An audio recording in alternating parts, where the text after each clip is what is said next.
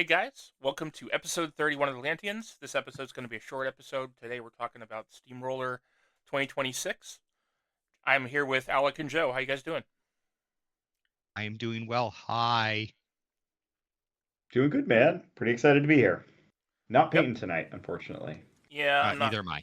Me either. I'm a We little are focused on the rules. I'm a little disheartened by my I've played 4 games with Winter Corp now since they released the preview, and I'm really just dissatisfied so far, but we can talk about that in a future episode. So it's taken the wind out of my painting sails. I understand, man. Well, Just paint something under. different. Like, don't paint Warmachine, or paint, a different project to try to, spice it up. That's what I've been doing, Yeah, and it's been working a little bit. yeah. All right. So we're here to talk about SR 2026, which came out with the rules today, with the update today. And so, what do you guys think? What's your initial reaction? My first thought is I like it. I went through, I think it's a cleaner document, and I would probably like more of a straight printable black and white. So I like the colors and stuff in the background, Yeah. but I think a black and white would be a lot easier, especially for TOs in the future, which I'm fingers crossed they'll give us. But I Hopefully. like the new scenarios, or how they've adjusted some of the old scenarios, and I like really like one of the new scenarios. Yeah, a lot more changes than I thought. There's a lot of variety in here. I feel like they've moved a little bit more towards centralized scenarios, which is interesting. I think there's more asymmetry than before. There's some new types of things, so that's like all pretty exciting. And yeah, like Alec, I'm excited to try these things out. I think they'll all be pretty cool. I'm excited to try them, but I'm a little more hesitant, but I generally am anyways. Um, I worry about the not mirrored scenarios, and I don't see the second player advantage or the first player advantage that much. I haven't not as much that they need to adjust so that the second player stuff is all closer to the center than the first player's the first player stuff is all closer to the center than the second player stuff. I don't know. I'll hold my some of the missions are kind of strange. They're pretty strange and they have some weird new mechanics. But we'll talk about that. So first things first, we should probably mention that they kept 3 scenarios somewhat the same. There's some little tweaks and changes. As we were just saying that there is the sides are not mirrored, so some of the second player pieces are farther away from their board edge. Sorry, the first player pieces are objectives Well, that. do you want to name those four scenarios, Jay? Which Well, ones I are think they? there's 3 scenarios that they basically kept the same but did some movement. They did trench warfare, which is now scenario 1, two fronts, which is now scenario 2, and payload, which is now scenario 7, are basically the same as they were. There's a little bit of movement, and I will show them on screen if you're watching the YouTube video now. Um, So, so two fronts had, I think, a little bit more change. So yeah, they they changed some of the symmetry in the objectives. So before the 40s and the 50s were all aligned in a column. yeah, and they're not anymore. Now the first players 40s and 50s are more spread out. They're more towards the edge, Right. and the second players 40s and 50s are more towards the center. They also pushed the central flag slightly towards the opponent. So I think it's actually like pretty meaningful. If you choose to go second on this scenario, you're going to have a much easier time turtling in the Yeah, center. And if you're first, you're going to have to spread out to score your zones. So that's different. They also changed before, if you scored both the 40s or both the 50s, you got a 2 point bonus. yeah, So that was huge. You'd have this side where you'd like take over one side and you'd score 4 points because you get two bonus plus one for each of the objectives. Now it's just one bonus, so this right. one should be like a little more low scoring. Um, Yeah. Oftentimes before it felt You like won't have 30 point. You if won't you have lost 30 a point side, games. you would Yeah. lose the game, and now Right. maybe that's less likely to happen. Yeah, you're not going to see 30 point games like I've had some two front games go in 2025. Yeah, I think payload is completely unchanged. It's the only one that didn't Um, change even a little bit. yeah. I think some of the like the flag placements might be slightly different, but otherwise it's basically the exact same mission. Now the other there's a fourth scenario that they kept from the old packet, Wolves at Our Heels, but it is vastly changed. Hmm. Alec, do you want to Yeah. talk about the changes? Do you I know was them actually I well? was hoping to. Okay. Well, no, I know there's a few amount of changes. I was sorry. Okay. I've been really looking at pressure point and Yeah. high Okay. stakes because Yeah. We'll that's get where to I'm that. really All right. All excited. right. So Sorry. Wolves at your heels. You're good. Wolves at your heels. So the big Yeah, change I is can that talk. the Mhm. Wolves at your heels. So the big change is that the 40s. I mean, they scoot around what's where, but the 40s no longer move, or you're not trying to get them across the center line of the board. Instead, they have counters on them. They have 3 counters each. And each time you score your objective, you pull a counter off, and your opponent gets to move your 40 towards your 50. And so they basically are going to Mhm. end up like right touching each other once you've gotten all 3 counters off. Oh, And so when you it's not going to be quite like that. So it's just towards. It's not directly okay, towards. So you can move. Your yeah, opponent's going to have a lot of leeway. Do they drag it directly towards your 50, or do they kind of pull it mostly towards their deployment zone and a little bit towards your 50? So yep, it's pretty interesting how they're going to get the opportunity to choose how that works. yep, But the thing is, yes, they're going to get to move it, but they have to move it at least a little bit closer. So you're going to have to yep, watch when they move it because some people they might try to really kind of push it to their own ways because sometimes yeah, people always try to do it for advantage, which yes, I understand, but I think this is going to be a good thing trying to get it closer to the 50. Yeah, I And mean they it don't, I means think it says they may, doesn't it? Yeah, they may move the objective. They don't yeah. have to. I mean, yeah they could But choose to keep it in place. Mhm. yeah, it makes sense to move it towards the 50 because then you can contest both or score both more easily. Yeah, I mean it'll be really interesting to see how people play this, right? Yep, Like if you're really strong in the center, you may want to drag their 40 towards your center, right? If your opponent is strong in the center, you probably keep their 40 out on the flank, right, and force them to try to spread out. It'll be pretty interesting, like strategically. I was thinking Um, like if you moved it like 1 inch towards the 50, but 2 inches down, you might actually move it mhm. closer to your own flag. Oh yeah. You can definitely move their 40 towards your own flag. Like yep, you can. So I mean, that's going to be interesting. They've cleaned this up a little bit. It used to be like crossing the center line, and then there was a lot of like shenanigans about like where is the center line and how many moves do you have to do. And I think this like 3 tokens thing that they do now, that you have to move it 3 times to score. Every time you move it, you get a token. I think it's just way cleaner. So I think that's like a really welcome change. the important note about this is that um when you check at the end of every player's turn, starting on the second player's second turn, and if you ever get to the third, you ever have the third token on the objective, then and it's not removing them, you're putting tokens on. So if you ever get to the third token, you score 3 points.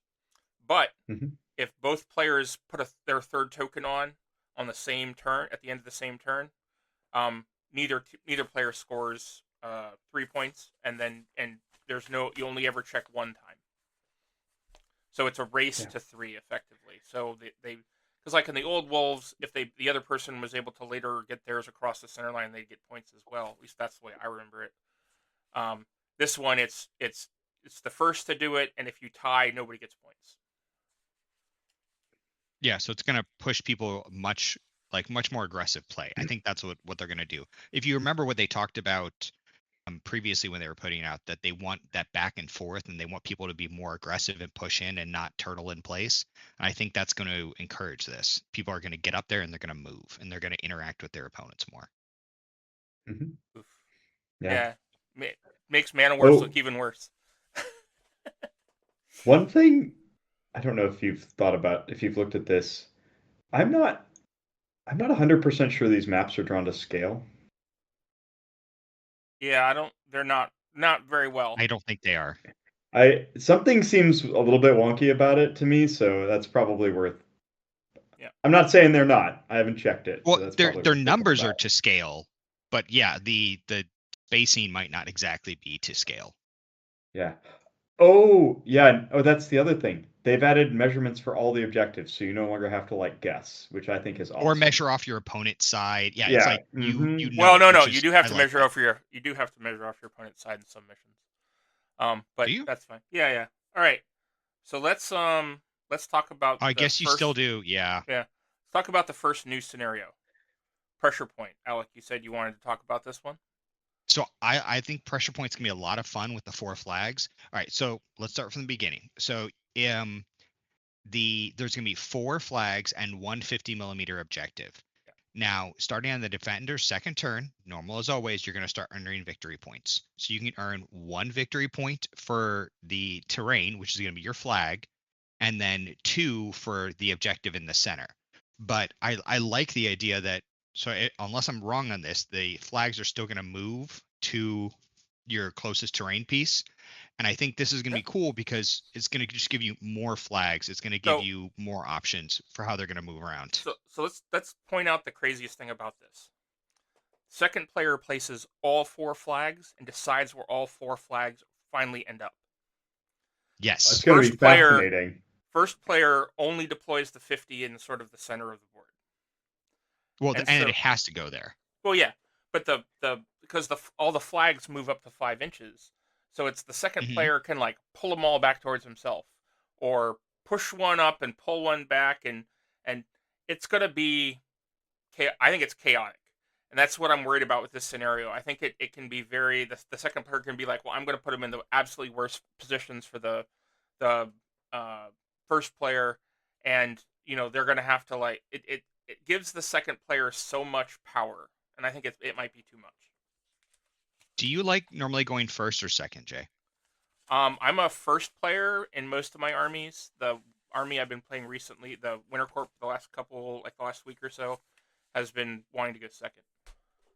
But I'm primarily a first player. I think personally I like going second more often, and I think that's when I'm looking at some of these scenarios. I'm like, oh, this is going to fit right into my wheelhouse in how I can play, how I can move, and how I can manage my army going across the board. So that might be why I'm so excited about this. I just think that the first player is going to give up so much unless they have a really like strong high armor army that can take a hit, really take a hit, and can get across the board quickly. They're going to struggle, and the second player is going to go up by like 4 or 5 points to like 1 or 2 at the end at the bottom of 2. So you can, I mean, so first the middle one is worth twice as many points, so you can just hold a strong center, and that like helps. And then 2 of the flags are like deep in your opponent's side of the. If you're the second player, 2 of your flags are deep on the opponent's side of the board. Now you get to choose the terrain pieces, but they're going to be. That terrain piece is at least going to be on the first player's side of the table, and depending on the board layout, they may be worse. This one, I think, is going to be massively skill testing in terms of like, if you choose to be the second player, do you make the right decisions about where all the flags go? Like, games are going to be won or lost on that. I think also it's picking your board side, like making sure when you come to the table, and like you need to be able to analyze where the terrain is, where they're going to move, and where you're going to place your army. Because sometimes people just walk up and they're like, I'll be on this side, it has good lanes. On this scenario very specifically, you need to be very careful of it. And I think most players don't look at that, but I think the more skilled players are going to, and I think that's going to make it a cooler fight. Oh, I do love how this one connects the like story of the game to the battlefield. Like I think that's one of the things I like most about flags. Is like all of a sudden you're fighting for these important pieces of terrain. I think it adds a really good story. This is one where we'll have to look at, it'll be interesting to see in 3 months, what proportion of players win that go first. Is it like, massively favored towards the second player? I don't know. I could also see this one being one that gets cut out of the tournament roster just because like players are going to be really worried about setting up a board for it. But I hope Right. that doesn't happen because I think it seems really fun, and I know Color Guard had issues last year, but I really enjoyed playing it whenever I was allowed to. So, like, Yeah. yeah. I really didn't. Oh, All right. I did. All right. So now what I gotta now I think that this mission is probably the weirdest one.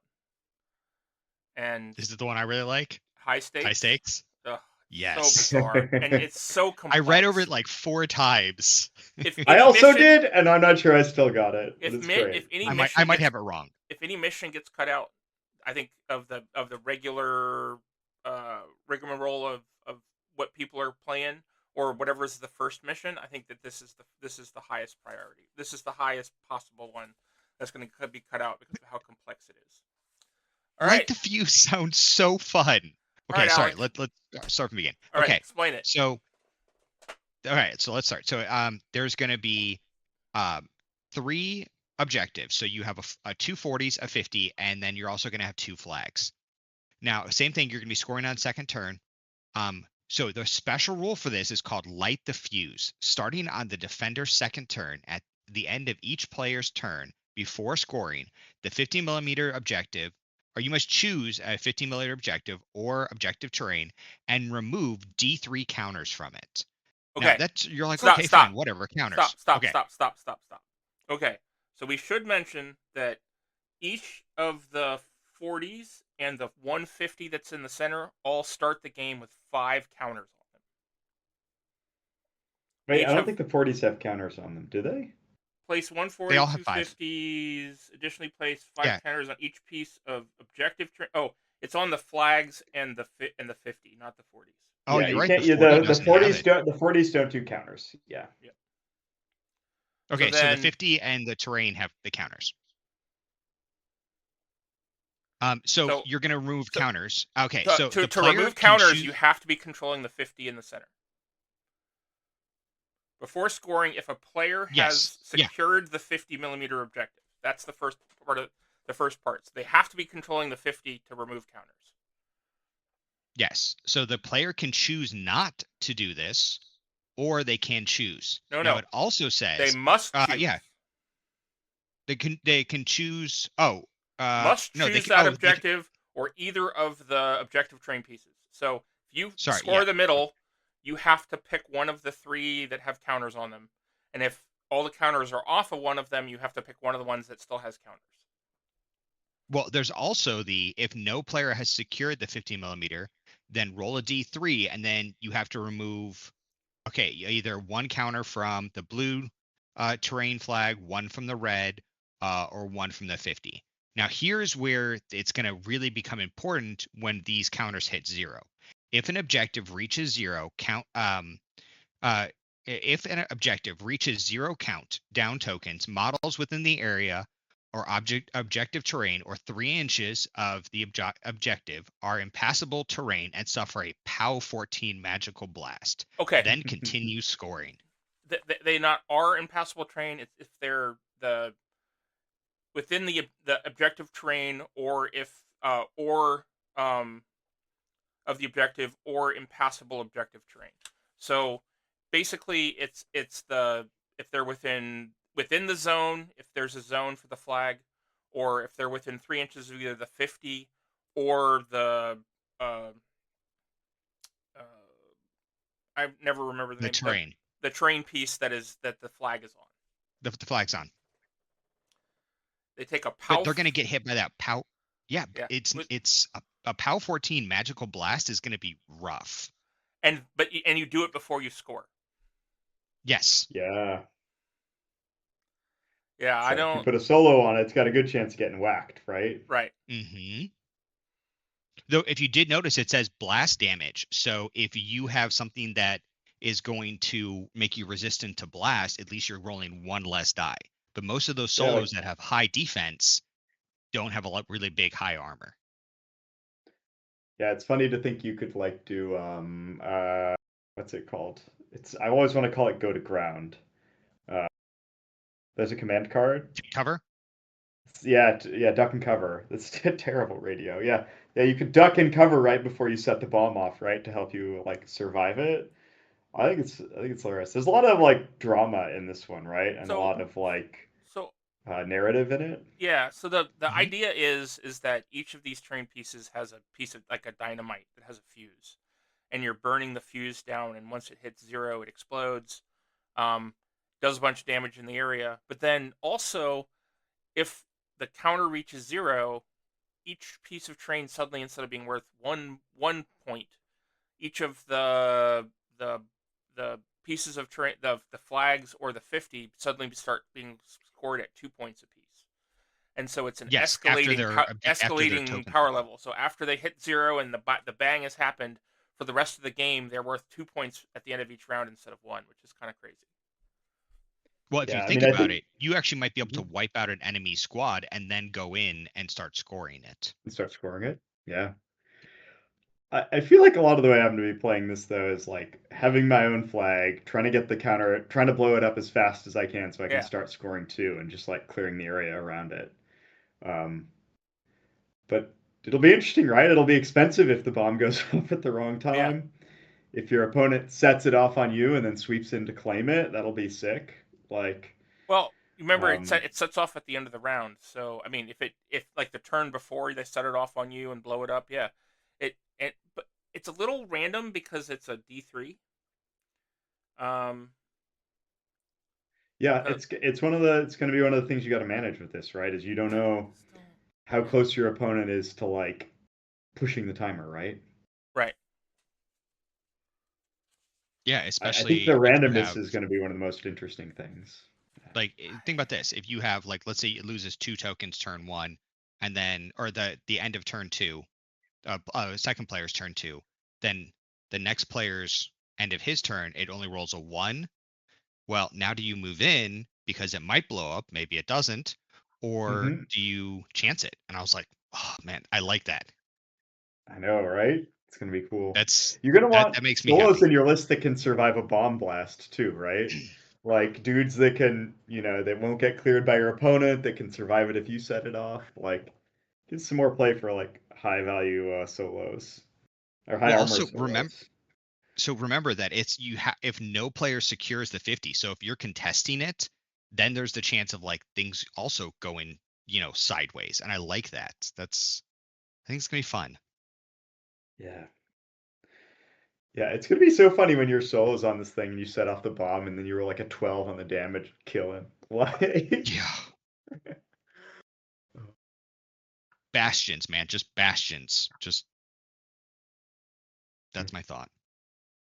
it does. I mean, this is like sort of fundamentally a central scenario, though, right? Like, it wants you to fight over that 50 and have it change hands every single turn. Yeah. Hmm? Like, because that 50 is where the action happens, or at least that's where you push the bomb part of the scenario forward. I don't think you can win this one if you aren't taking charge, if you aren't taking the center every turn, or at least most turns. So. Yeah. Um, I felt like last year's scenarios were pretty wide and spread out, and I feel like the new ones they've added are much more center focused, which is pretty interesting. I mean the flags on this mission are pretty wide out there. Yes, you can push them towards the center if you want to, but I Hmm. do agree that a lot of the missions have at least one player's side has stuff that's much closer, and then the other player's side is either similarly closer or much farther out, and depends on if you go first or second what you have to play to. And that's a weird. I don't know. I'm not. I can't. I can't comprehend what it means. Like for Winter Corp armies that I've been playing lately, I'm gonna be. I like to go first, but I'm not going to be able to handle playing wide, so um, that's going to be rough for Yeah. me. I But don't, like, I don't think this one makes you play wide. Like I think you can play in the center square of the table on this one. well, I mean, Like if you Yeah. drop the flags in, the flags start 8 inches from the each edge, and so you could be up to Yeah. 13 inches in. So you could pull them in, but then they're going to be kind of close to the 40s. I don't know. I Yeah, think what you're gonna have to do for like you're gonna have to really look at how you can make your army play second because I don't think you want to play your army going first. Unless you're just gonna ignore well, the scenario and just go for the assassination or the attrition. Because I think with Someone these has to play scenarios, first, so you have to have a strategy for no, playing first. well, yeah, and if you're going first, it's gonna be running in there and taking the hit, or it's setting yourself up to nail their army and not necessarily look at the scenario. I mean, Harusk, let's be honest, he liked getting up there, holding ground, and then killing you. Okay, well I don't play. I'm not playing Morgoth, so but yeah, I get Okay, it. well, I just meant like what people do. Like Yeah. so if you can look at potentially doing the same thing, then you can go first and just take the hit and then move in for your on turn 2 to get in position. Yeah. I don't know. I can't wait to play this one in person or on War Table, wherever. Like I'm excited about this. Yeah, it's gonna be fun when the bombs start going off. That like mini game of putting counters on things and like there's some psychology to that. Like you could even like lose a side pretty hard on this, but if you keep the center, they can't they can't start doubling your flag, right? And you can keep scoring points in the center. So I don't know. I think it's gonna be really interesting. All right. So let's move on to the last scenario that we haven't talked about, scenario 6, which is called Fault Line. Oh man, this one. This one looks intense. Do you want me to do it? Yeah. I'll do it. Yeah. I didn't when I read it, I didn't think of it much as being intense. So I'd like to hear your definition of why it's intense. Oh, this is like designed to be the mega battle, mega scrum.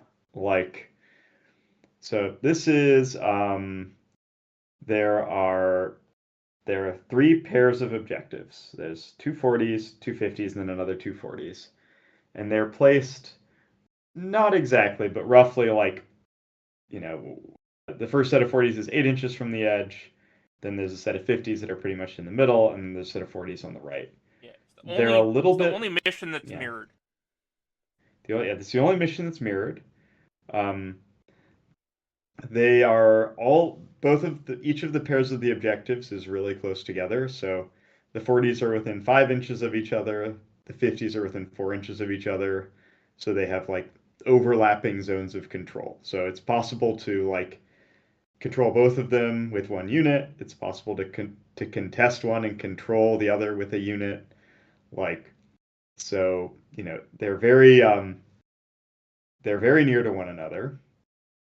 And then you get on this mission you get there's a set of 40s that's closer to you and a set that's farther from you. So kind of a defensive one and an offensive one. And then this mission has the scoring rule. If you control two of your own objectives, you get one VP. Plus And if you one have VP. all of your objectives, you get plus another additional VP. Right. So So if you own one of actually, wait, yours, do those yeah, stack? They yes, do. yeah. Are So they? Do they? each Yeah. objective is worth one VP. If you control two of your own, you get plus one, and if you control three of your own, you get an additional plus one. Okay, I'm gonna assume this is meant so they stack. So They like do. Yeah. you could theoretically score 8 VP if you controlled every objective on this Correct. thing. Correct. Yeah. But even just by like, controlling your home stuff, you can get 5, like just by controlling the things on your side. I think this one is going to be like 3 mini wars.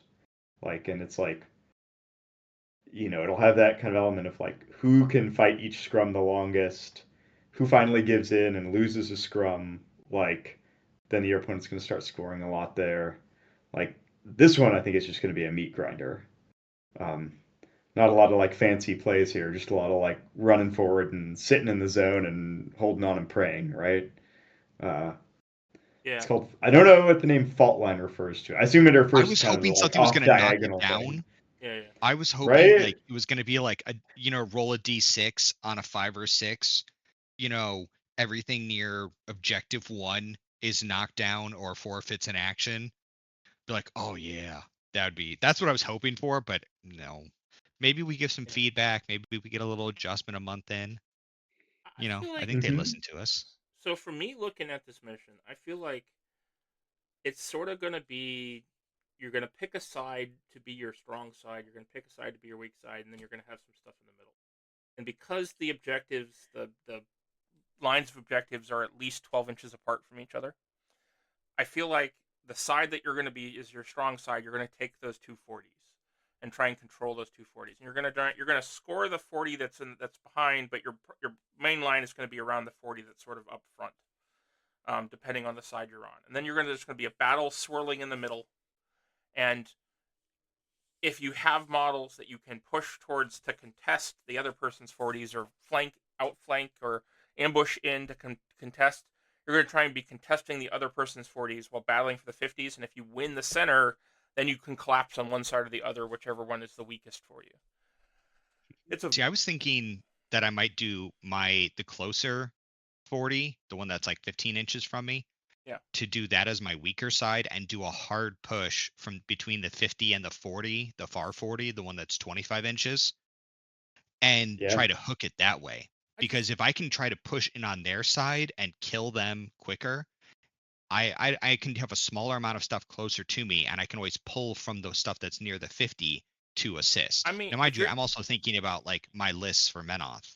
If you're the second player, that might be easy to do, and also with Menoth, so the problem is the distance to get out, especially going out towards your opponent's 40 as well on that line, because like for first player, their 40 is 19 inches away from their deployment zone, and the second player's is 14 inches away, and so getting to your 40 to contest it is going to be tough to do for a lot of armies by turn 2, let alone contesting the other person's 40, while it'll be much easier to control the 2 that are closer to you.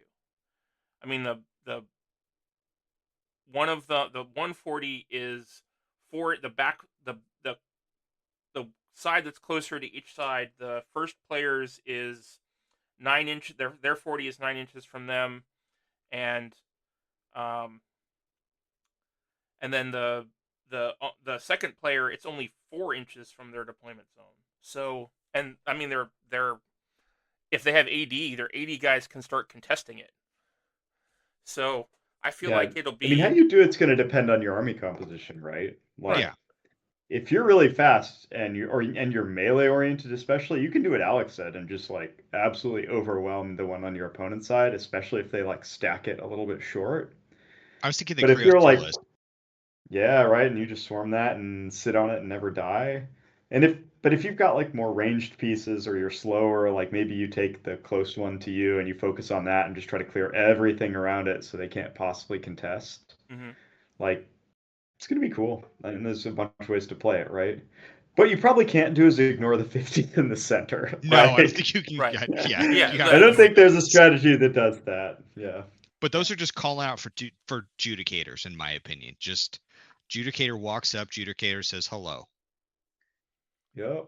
Yeah, but like looking at just me thinking from the Old Umbry Winter Corps standpoint, I don't think Winter Corps has anything that can push hard fast enough, especially if they go first. I mean, if they go second, maybe. If they go first, definitely not, to contest the far set of 40s and to try and score them. And so they're not going to do that. And then Old Umbry just doesn't have enough stuff that's like hardy enough to do it. I don't think it's necessarily a viable, at least for the armies that I play, it's a viable tactic. Well, I mean, you could do stuff like, I'm just thinking out loud here. So things like the Lord of the Hunt. Now he can't score any of these things. He got nerfed bad. Saying. I get it. Okay. And like that guy, he's really fast. He can get up there and he can contest both those 40s and be a pain in the butt to deal with. Or like a Sky Raider could do that and sit on the edge and be a real like pain in the butt to clear over there. Like, you have things that can do it. The cheap stuff that like runs in off the edge of the board, or ambushers. You probably don't put sniper. Yeah. Snipers are great for this, right? Like they cost 4 points. They AD, they're speed 6. Sure, they can't take that, but they can absolutely run and get there and contest both of them. which is like all you're kind of trying to do, right? If you're trying to Yeah. delay. So, Which snipers? I mean, yeah, I don't think you're probably playing the Winter Core snipers, right? Like, The dog. They don't ambush. I mean, no, they Oh, the have, but dog. they Yeah. have AD, right? And they're speed 6, Yeah. so you can get them there if you want to. I mean, you're not shooting, but who cares, right? Sometimes guys just got to go die on the points. That's the job sometimes. Spoken like a true Scorn player. Yeah. Okay. I mean, I think And we're Old gonna Embry have has a a look lot of at. ambush, right? They have Like, one unit, and they're it's a pretty weak. lot. Yeah. I think we're be positive. I think that we're gonna see a lot of interesting gameplay systems, and let's look at this over the next couple of weeks and see what really. Maybe we come back and touch on it and be like, oh well, we got to test these things out. It went as expected, or maybe it didn't, because we're not seeing terrain on the board right now. Terrain could affect this significantly. Yeah. Yeah, I mean, you're gonna have to think about that when you choose your 40, right? Mm-hmm. Is there like, which set is easy to contest? Maybe that's just the one you want to test, and you choose a side that helps you do that. Oh, Like, one minor thing that I'm excited about with this is that it's not going to always be a 40, a 50, a flag, a cachet. It's some of these are going to be 240s, 250s, or not 250s, but 240s, multiple flags. Yeah. And I like that idea because it's going to, for me, I'm going to want to paint multiple objectives now, make them look each different, and just make them, flavorful to my army. So I like that they're doing this, just as a minor thing that I was thinking about earlier, and I meant to bring up. Yeah, I need plans for more of these things. Like, Yeah. And there needs to be a way to like track so like maybe designing objectives so they can put a die in them, so you can track up or down how many counters they have on them, stuff like that. yeah, it's Magnets, awesome. put little magnet pieces. Yeah, there's some That's opportunity for that as well. You got to keep track of the Oh, little that's pieces. nice. Yeah, and then you pull the little pieces off, and you hope you Yeah. don't lose them. But Right. yeah, I mean That's true. all of these things have that issue, right? Like, Yeah. All right. a little hole in the So mud to put the dice in. I think we covered um, the missions. Is there anything else you guys want to say before we wrap it up? I think that's it. I'm excited about these missions. I can't wait to try to test out these new scenarios. Yeah, there's a bunch of stuff about conversions. That I stuff read has been through in it, and it's been in it for a while. It's been in the document for a while. okay. Yeah, I didn't know if it had changed at all. Yeah.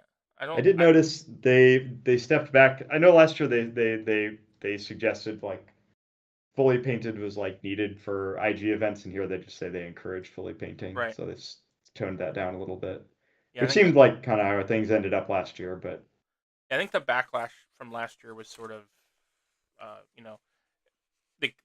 they'll probably require it for like big convention kind of events, but for like small in store, just painting encouraged is probably enough. yeah, lots of good quality of life things. I think they continue to make this document more usable. I did check the documents are to scale. It's just the objectives aren't. The circles for the objectives aren't, which I think is fine. Yeah. That's probably to keep them more like readable. And it's interesting because maybe I'll bring that up in another cast, but I do have to say that I really like the quality of how big the numbers are for the distances and things. In the document last year when you printed it out, they were kind of hard to read. And this year they're much cleaner and much brighter. It's a lot easier. And the section where they score, there's like it's in a colored box, and so it's very easy to pick out how you score the mission and things like that. So they definitely have done some work on the graphic design, which I like. I think that they didn't need to have all the stuff in the background. It makes the document really hard to open and run, at least for me. All right. I'm hoping they do a printer. Yeah, they're just trying to version. like thread that needle, right? But yeah, exactly. All right. Well, thank you guys for tuning in to joining us. We just wanted to get on and talk real quick through the missions and things. It'll probably be 2 weeks or so before our next episode. You can find us on our various social media outlets and platforms in our link tree below. Thanks for tuning in. This has been Jay. And Alec. And Joe. Bye. Bye.